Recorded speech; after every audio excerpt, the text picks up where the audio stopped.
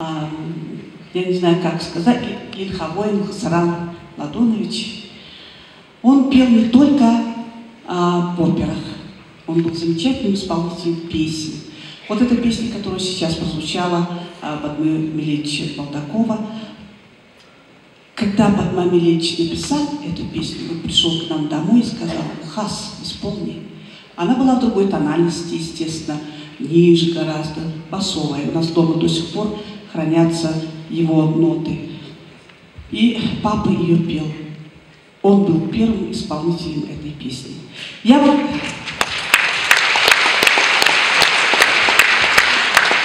У них, конечно, была очень большая такая мужская дружба.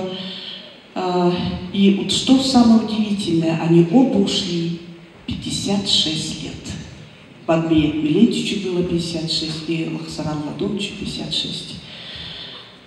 Вот и немножко я даже хочу сказать, что и в Мариинском театре был такой замечательный певец из Киргизии, Булат Меджилкиев, тоже бас великолепный, замечательный. Ему тоже было 56 лет, когда он ушел из жизни.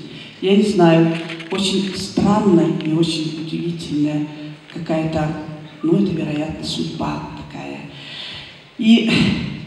Но я хочу сказать, что он очень любил вообще жизнь, любил людей, любил во всех проявлениях человеческих страстей, любви, ненависти. Это была жизнь, и он ей отдавался очень. И я хочу сказать, что в заключении нашего концерта прозвучит его любимая песня, которую он здесь, на этой сцене, всегда пел. И всегда, как-то он ее очень любил.